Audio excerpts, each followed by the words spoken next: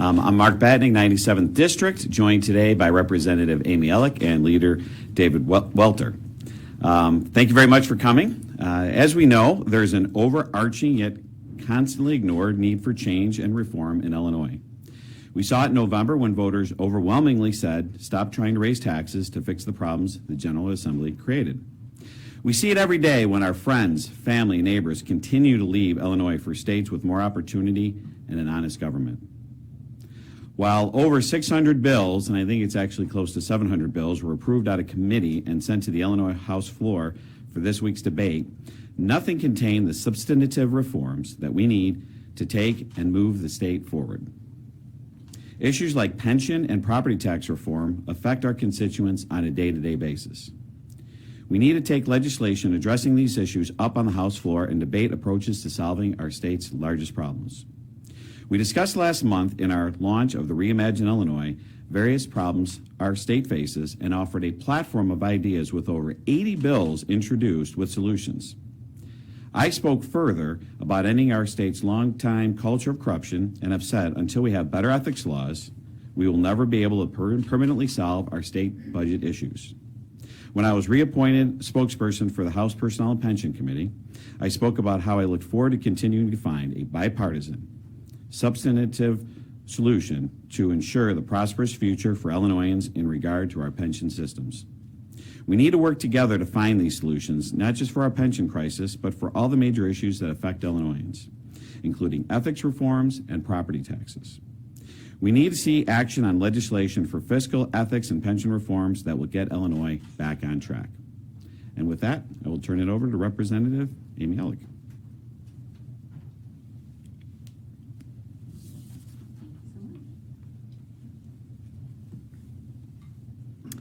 Good morning. I'm State Representative Amy Elik from the 111th District. When we took the oath of office on January 13th of this year, it was a historic moment. The House of Representatives elected a new Speaker of the House who pledged to be open and accessible so we can all, quote, work together to solve the very serious issues in this state. Here we are with 45 days until session adjournment, and the Democrat-controlled legislature has failed to put forth any meaningful or substantive legislation dealing with fighting corruption, providing tax relief, and unfortunately no plan put forth to adopt a balanced budget. In January, the Democrats demanded new leadership. They were tired of the status quo of one man controlling the chamber with his House rules. They demanded new House rules and committed to a new way of governing the chamber. Yet we saw those House rules barely change in ink. The fundamental principles of full control to one person continued, and Democrats promised that these rules weren't final, and the, quote, Democratic Caucus Working Group would be making or changing more rules. And on Tuesday of this week, members were distributed the House Rules book at the beginning of the session. So much for those changes. House Democrats broke their promise of working together and went back to their old ways of doing business by voting to suspend their own rules in order to adopt nearly 300 bills on the consent calendar, of which 73% of the bills approved on the consent calendar were bills sponsored by Democrats, and only 27% of the bills were sponsored by Republicans. Even more astonishing is the fact that out of 697 bills passed out of committee, 82% of the bills were sponsored by Democrats, with only 18% of the bills sponsored by Republicans. It doesn't appear that the House Democratic leadership wants to, quote, work together to solve the very serious issues in this state. It appears to be the opposite. Just more of the same, Democrats pushing their own agenda, conducting their business the way Mike Madigan taught them. I will now turn it over to my colleague, Representative David Welter.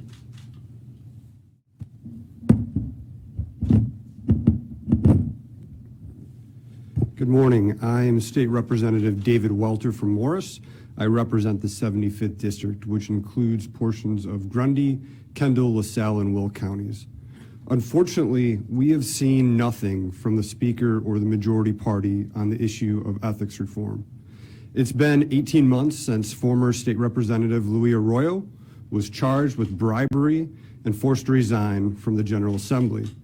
Yet no bills have been passed to strengthen our ethics laws in Illinois. It's been more than a year since late Senator Martin Sandoval resigned from the Illinois Senate and pleaded guilty to federal bribery and tax charges. Yet, here we are, no bills have been passed to strengthen our ethics laws in Illinois. It's been 9 months since ComEd was charged in a years-long bribery scheme that implicated then Speaker Mike Madigan, yet no bills have been filed to strengthen our ethics laws. How many more cases of corruption need to be exposed before House Democrats act on ethics reform? Since assuming the gavel in January, Speaker Welch has said repeatedly in public that ethics needs to be a priority. It's been more than 3 months, and we've yet to see one initiative introduced by his majority on this topic. The fact is, we're still debating reforms that could have easily been agreed to and passed months ago by this body. We can start exposing and eliminating conflicts of interest among legislators. We've been talking about it for how long? We know where the issues are. Conflicts of interest and economic disclosure statements give citizens the ability to hold their lawmakers accountable.